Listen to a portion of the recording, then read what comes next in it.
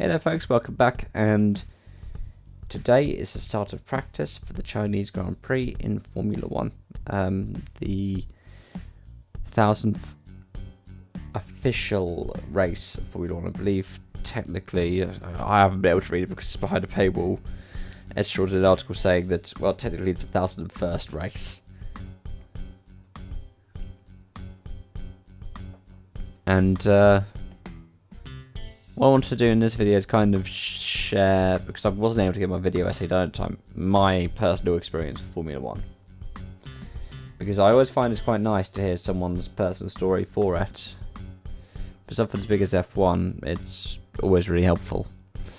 So, my journey with Formula 1 is one that's quite weird. I didn't start properly watching until I was with my grandparents and we had the review for the 2006 season. I was like, oh, I'm going to start watching now then. And properly started watching it from 2007. One of the things I remember is at the end of 2007 there was a kind of end of year compilation to Welcome to the Black Parade. Pretty sure it's for the 2007 compilation. Yeah, I got properly into F1 then. I was kind of on the cusp of it, because, like I said, my grandparents were big into it, but Dad was somewhat into it. So I was kind of on the cusp of it most of my life. One of my first games was F1 RS, the Ubisoft game for the 1996 season, which Jacques Villeneuve is Driver X.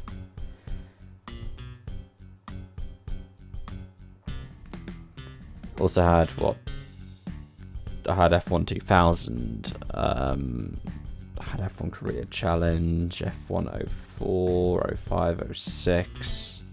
05 and 06 were pretty big for me. Then with the PS3, picked up Championship Edition. And I watched F1 all the way up to the end of the 09 season. Then I stopped. I took 2010 out. For whatever reason, I just didn't follow it in 2010. And then towards the end of 2010, this is a weird story. So towards the end of 2010, my house got burgled, and they took our PlayStation. They also took my brother's school bag, but that's a whole different issue. And they took our massive TV. But so we got a new TV, we got a new PlayStation, and one of the games they came with was F1 2010. And I rediscovered my love for F1. Followed it solid through, I think 2015 I took out. I don't really remember covering much of 2014 either. Oh no, I do, because I remember Sochi. But I didn't really cover much of 2015, and then 2016 was whatever coverage I could get. Same for 17 and pretty much for last year. And part of the reason why I haven't been able to follow it so much is if you look at where the sporadic breaks take place, it's, with the exception of 2010, the reason why it's more and more sporadic is because of the paywall. So Sky Sports F1. The fact that you couldn't really get every live race after a couple of seasons of it. You could get every live race on free view TV. Now you can't get any, which is absolutely fun. I still play the games. I've not played as much of 17 or 18 as I should have. I played a ton of 16, never got 15, and played a lot of 14. Because I always had a rule where it was the even numbered games were the good games. So 18, 16, 14, 12. Sorry. 18, 14, 16, 12, 10. Then you had, well, C and 6. 5 was kind of an outlier because 5 was a good game. I didn't really like 4, 3, 2 or 1. 2000 was a good game. Never really played 98 and 97, or the one for, was it 94? never played much of them because I had 96 on the computer, and then it was straight up into like PS2. But yeah, that's my kind of story for it. Nowadays, part of the struggle I have with it is the fact that there's just so much money behind it. Not only the paywall, but in comparison to the WRC,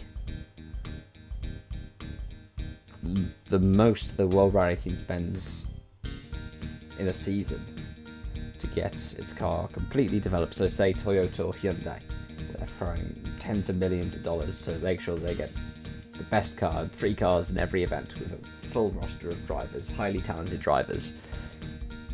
And it's like when Hyundai have Sepp Loeb and Neville and Sordo and Mikkelsen. That's, in terms of the amount of money they spend, similar to the amount that, say, Williams would spend. That's weird. It takes a bit to sink in, but when it does, it's like, wow. The difference is astounding. Anyways, Race 1000 is going to be interesting. I'm working on, actually, a video essay talking about working on a couple of them. One of the ones I'm really working on is one about the kind of economics of F1. And try to do a kind of, I guess, a Marxist critique of it.